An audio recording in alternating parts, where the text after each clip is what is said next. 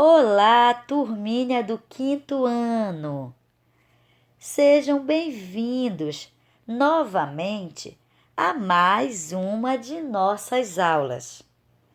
Eu espero que vocês estejam todos bem e que também estejam preparados para a nossa aula de hoje. E a nossa matéria será de língua portuguesa. Sejam bem-vindos à nossa aula de língua portuguesa. Só lembrando que na aula da semana passada, a professora explicou sobre o adjetivo, que é a palavra que expressa característica, ou seja, uma qualidade, um estado, aparência dos seres e etc. Eu tenho certeza que vocês estão lembrando. Falamos também do grau do adjetivo, o grau comparativo e o grau superlativo. O grau comparativo: igualdade, inferioridade e superioridade.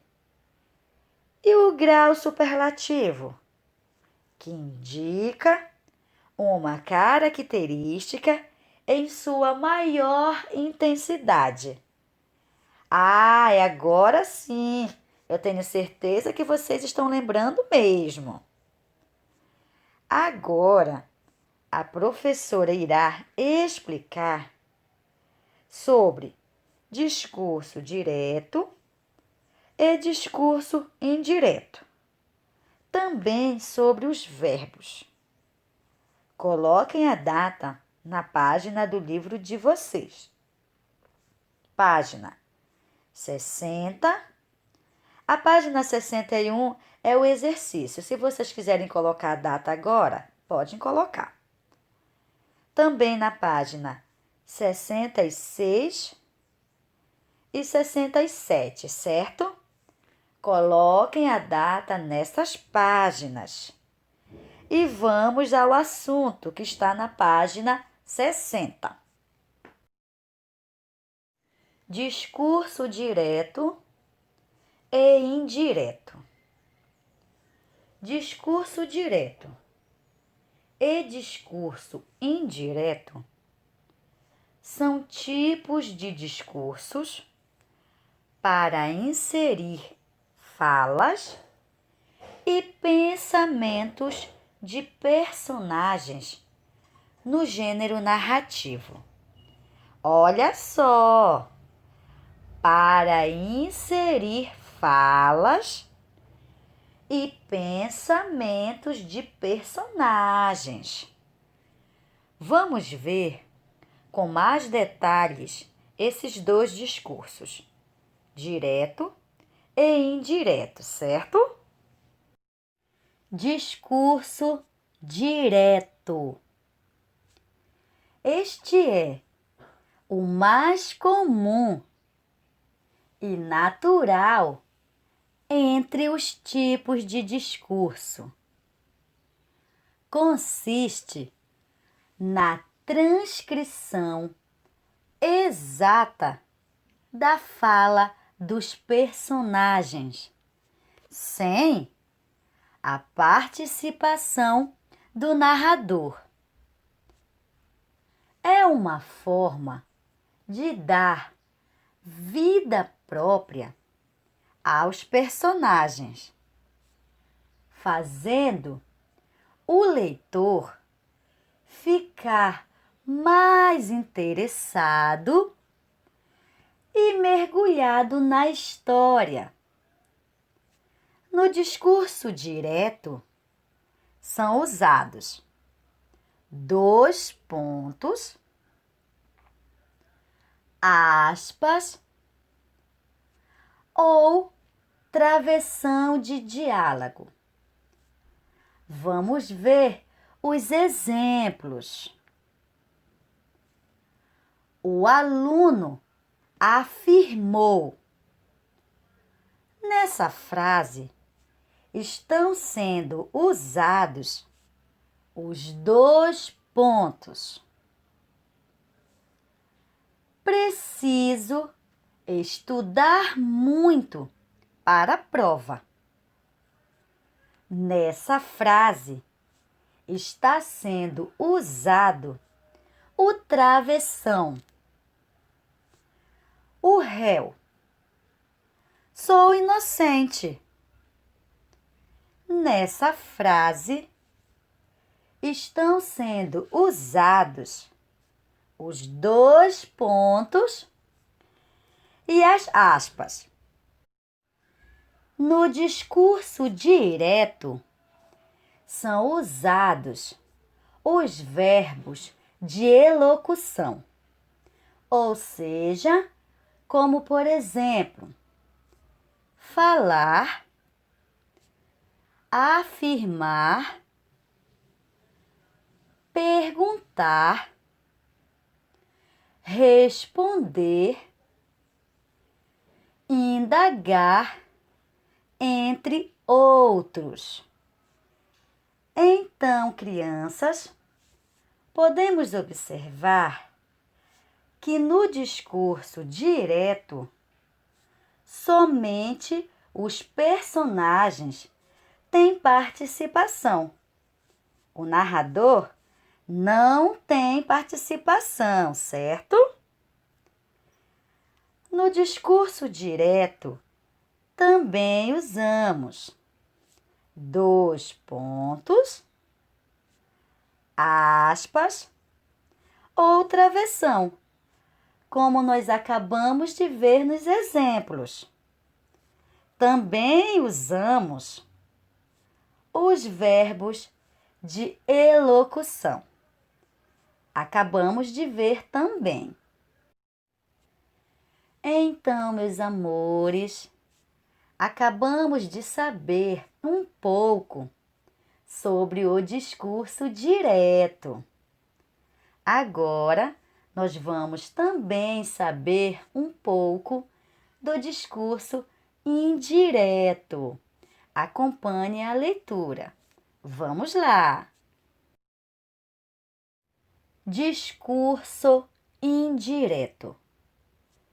O discurso indireto é caracterizado pela intervenção, ou seja, pela participação do narrador no discurso, a utilizar as suas próprias palavras para reproduzir as falas dos personagens. Esse tipo de discursos sempre é feito na terceira pessoa. Vamos ver os exemplos. O aluno afirmará que precisa estudar muito para a prova. O réu afirmou que era inocente. Ou seja, crianças, essas duas frases estão na terceira pessoa do singular. Mas, professora, qual é a terceira pessoa do singular? Ele. Ele é a terceira pessoa do singular, certo? Além disso, também são utilizados os verbos de elocução para anunciar o discurso, além também de conjugações que separam a fala do narrador das falas dos personagens. Então, crianças, aqui no discurso indireto, podemos observar que o narrador tem participação no discurso. Também no discurso indireto são usados os verbos de elocução, além das conjugações, certo? Bom, agora que vocês já sabem um pouco sobre o discurso indireto, vamos para os verbos, que está na página do livro de vocês, 66. Vamos lá! Verbos. Os verbos são palavras que exprimem ação, estado, fato ou fenômeno da natureza. Os verbos estão distribuídos em 3 conjugações. Primeira conjugação, segunda conjugação e terceira conjugação. Vamos fazer a leitura. Primeira conjugação. Verbos terminados em ar. Vamos ver os exemplos. Cantar, falar e estar. Esses são os verbos terminados em ar. Segunda conjugação. Verbos terminados em er. Exemplos: escrever, vender e varrer. Esses são os verbos terminados em er. Terceira conjugação. Verbos terminados em ir. Exemplos: fugir, partir e dormir. Esses são os verbos terminados em ir. No livro de vocês tem mais alguns exemplos. Vamos ler, continuando na página 66. Ela joga dominó. A palavra joga exprime uma ação. O jogador fica uma rodada sem jogar. A palavra fica exprime um estado. Trovejou muito hoje. A palavra trovejou indica um fenômeno da natureza. Então, meus amores, as palavras que estão em destaque são verbos que exprimem ação, estado ou fenômeno da natureza, certo? O verbo muda de forma para indicar a pessoa, o número, o tempo e o modo. Pessoas do verbo. O verbo varia em número e pessoa. Primeira pessoa, segunda pessoa e terceira pessoa. Primeira pessoa do singular. Eu planto.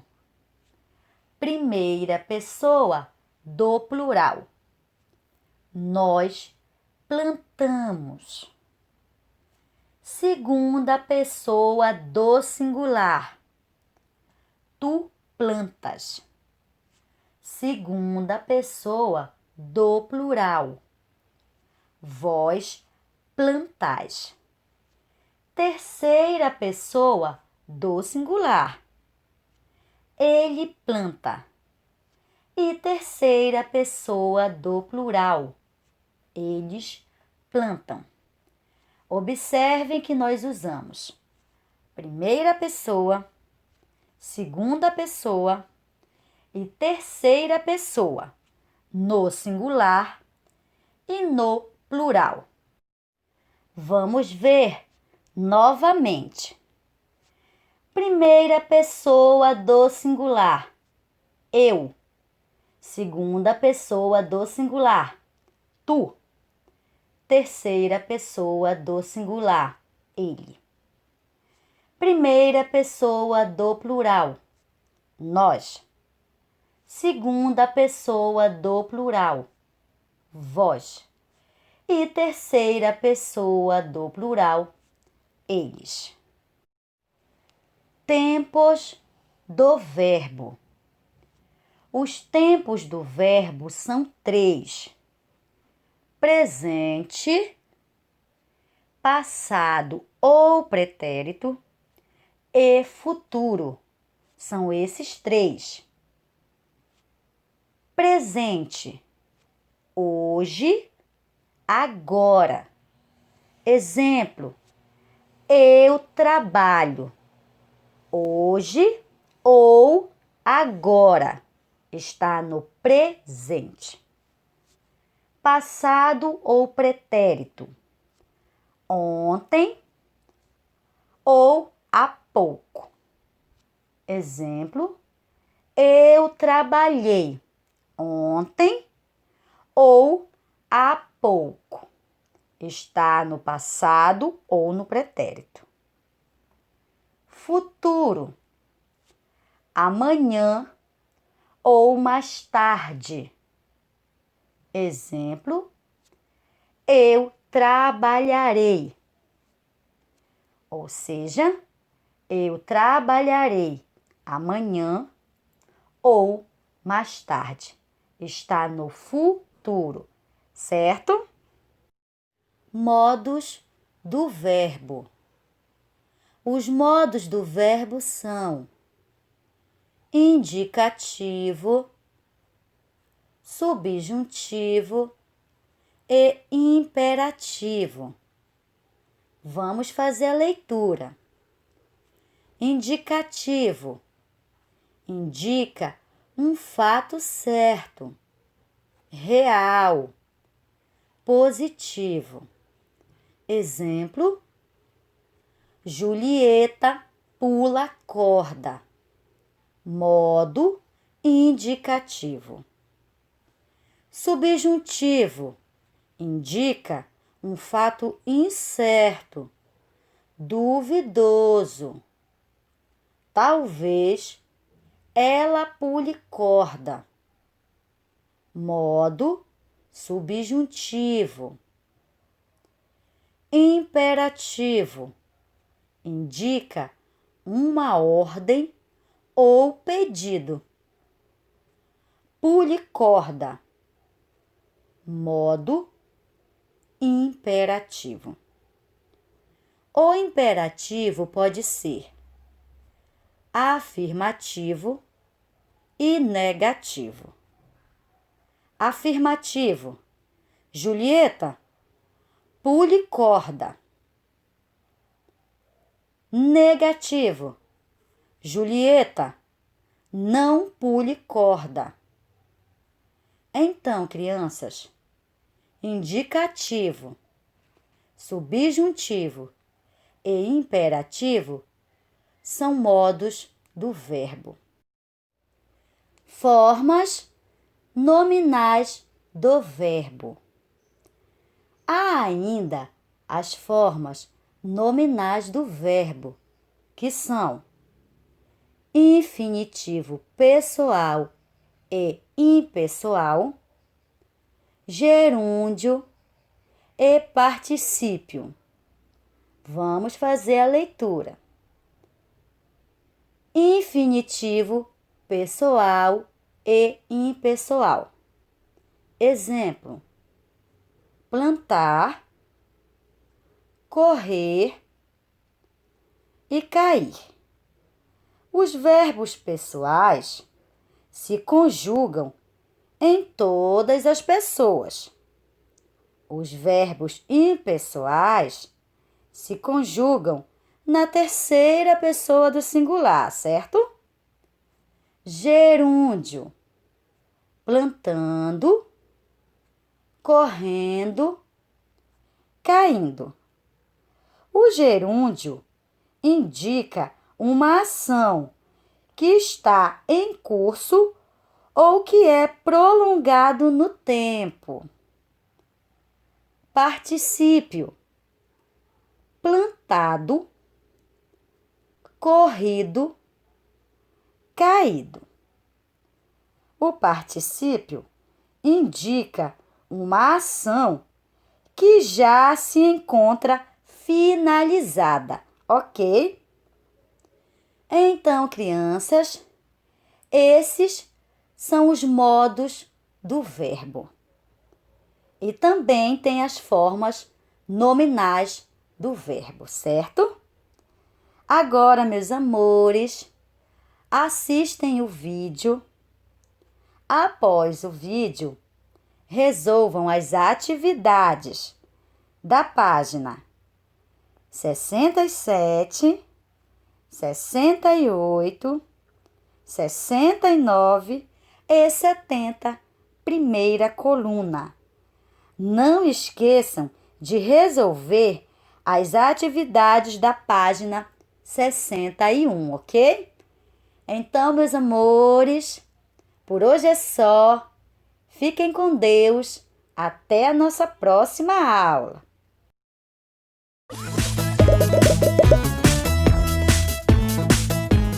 Bom, então você estará interessado em saber que as ações que expressam os verbos indicam um número. Como assim? Vocês devem saber que as ações podem estar realizadas por uma ou por várias pessoas. Não é a mesma coisa se eu dizer eu emprestei as minhas canetinhas que se dizer nós emprestamos as canetinhas. Se as ações são realizadas por uma só pessoa, estão no singular. Como, por exemplo, eu emprestei as canetinhas. Se eu digo você emprestou as canetinhas, também é singular. E se fosse ele emprestou as canetinhas, também todas são ações feitas por uma só pessoa. E se as ações fossem feitas por muitas pessoas? Dizemos que o verbo está no plural. Por exemplo, nós emprestamos as canetinhas. Se o assunto for emprestar, é melhor que as ações estejam sempre no plural. Também devem saber que os verbos nos indicam quem faz a ação. Pode ser a primeira pessoa do singular. Por exemplo, eu pulo a corda. Também pode ser a segunda ou terceira pessoa do singular. Você pula a corda ou ele pula a corda. Primeira é a pessoa que fala. Segunda é a que escuta ou a quem se dirige. E terceira é a pessoa de quem se fala. A primeira pessoa do plural é nós, porque somos os que falamos, os que contamos que pulamos. Vocês, aos que falamos, e eles, de quem estamos falando. Sempre devem levar em conta que o verbo tem que ter concordância com o número do substantivo. Se eu dizer elas, o verbo é pulam. Se dizer ele, o verbo é pula. Sempre temos que respeitar o singular e o plural. Eu vou escrever uma frase na lousa e vocês vão me dizer qual é a ação que nela se produz. Ou seja, vão ter que identificar o verbo da oração. Ontem vimos um filme na televisão. Vimos é o verbo. É o que fizemos ontem. Muito bem! E nesta oração, sempre jogo cartas com a minha irmã. Jogo. Essa é fácil porque eu sempre jogo. Mas agora, eu quero que vocês me digam o nome desses verbos que encontraram nessa oração. Para nomear o verbo, usamos o infinitivo. Os infinitivos terminam em ar, er ou ir. Isto é como se dizéssemos que o nome de vimos e ver termina em er. O segundo verbo é o que o Matias gosta de fazer, é brincar e termina em ar. Estamos procurando os infinitivos de alguns verbos. Todas as palavras, e é claro também os verbos, têm uma parte que nunca muda. Essa parte é a raiz. Por exemplo, ontem corremos muito. Qual é o verbo? Corremos. E o infinitivo correr. Ótimo! Se tirarmos a terminação que er, fica a raiz da palavra que é cor, a parte do verbo que nunca se modifica. Mesmo que a gente diga corremos, corri, correrão, corriam. Dizemos que todos os verbos que terminam em ar formam parte da primeira conjugação. Cantar, chorar, estudar, brincar, comprar. A segunda conjugação reúne os verbos terminados em er. Correr, comer, querer, tecer, aprender. Excelente! E os verbos da terceira conjugação são os terminados em ir. Partir, destruir, sair, desistir, repartir. Mas nós, primeira pessoa do plural, estamos com vontade de comer alguma coisa e de pular corda. Bom, então eu, primeira pessoa do singular, dar um tempinho de recreio para vocês. Mati, o que é isso que você guarda tão misteriosamente? É uma coisa que eu quero mostrar pra você. Um presente que eu fiz pro meu pai pelo aniversário dele. Adoro, Matias. É uma história em quadrinhos sobre a vida do meu pai. Começa quando ele nasceu no bairro do Realengo. Diz, ele nasce no Realengo. É uma criança simpática, mas um pouco ranzinza. Tem 6 anos e começa o primeiro ano para ver se aprende a ler e escrever de uma vez. Eu gosto, Mati, mas acho que você deveria corrigir os tempos verbais para dar a ideia de que são fatos passados.